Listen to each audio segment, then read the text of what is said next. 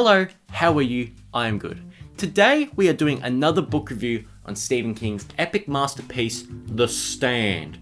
And if you couldn't already tell, The Stand is like kind of a big book. It's kind of massive. This book is so big and heavy that it's literally falling apart, like down the edges, like the pages are just being held on by a thread, like hardly anything. The Stand is often acclaimed as Stephen King's magnum opus, his absolute masterpiece out of everything he's done, and I gotta be honest, I really agree with him. This book gets all the attention it deserves, and it is such an incredibly well written book, and considering its huge length, it never gets boring. I never got bored while reading this absolute monster of a thing. Now, this is a fact that most Stephen King fans know, but I'll regurgitate it anyway. The Stand was written back in 1978, or at least finished in 1978. It took him 4 years to write this thing, no wonder.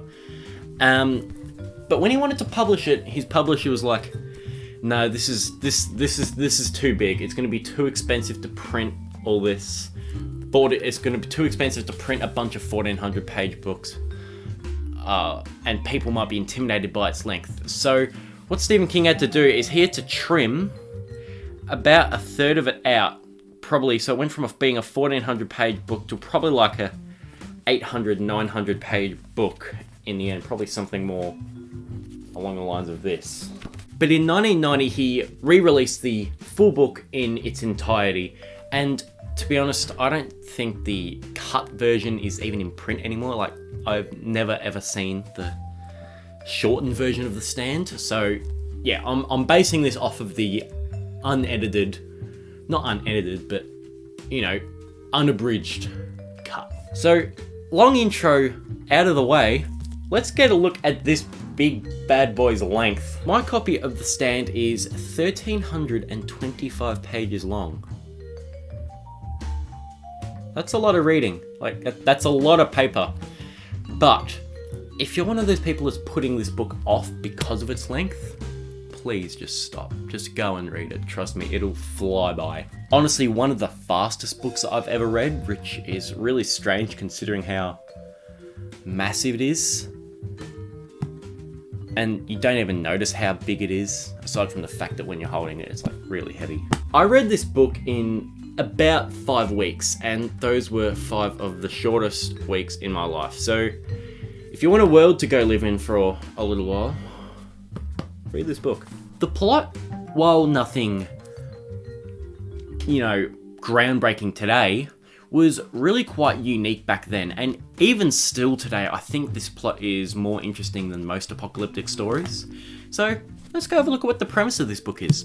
This book is about a government who are creating biological weapons, and something goes wrong and someone's just like, "Oopsie daisy, I just created a virus that spreads rapidly, and it doesn't only just spread rapidly, no, the human body cannot fight it off." And then one guy from the lab makes a run for it, and he is the reason for the virus spreading everywhere, and they call the virus Captain Trips, or the super flu, and it spreads to the rest of the world and kills about 99% of the population.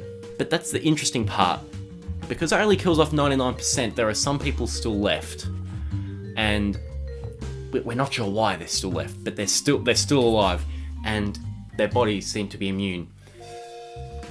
And the way this ends up working is they essentially just form into sides of 2 groups, and sides of good and sides of evil. And it's just like a good versus evil story, just a massive one, and it's fantastic. I really like the premise of this book because it gives so much potential for other subplots to exist in it, as well as the main story. And that's the thing, it utilizes that potential too, otherwise it wouldn't be this bloody big. Now, the plot nowadays is used quite a lot. You can really see it come out in apocalyptic and post-apocalyptic movies nowadays, like, your Day of the Dead. Well, not really Day of the Dead. That was, but it was after Day of the Dead was after The Stand. But more recently, you can see it in movies like Train to Busan and A Quiet Place.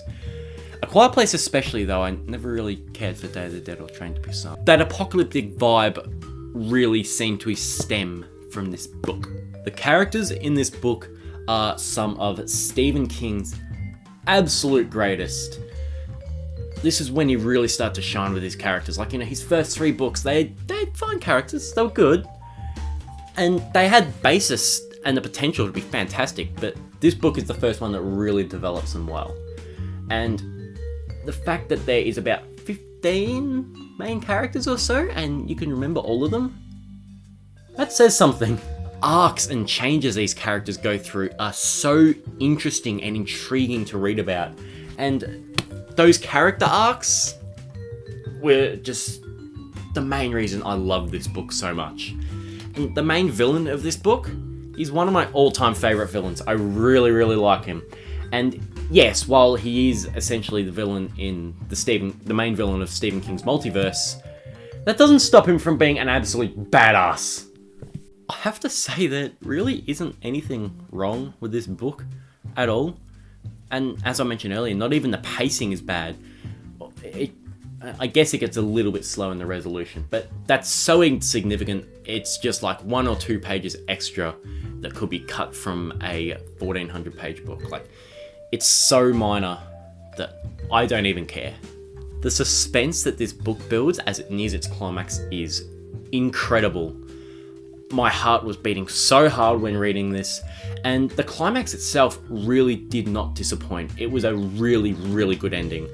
And as I said, the resolution was also really, really good. I really liked that.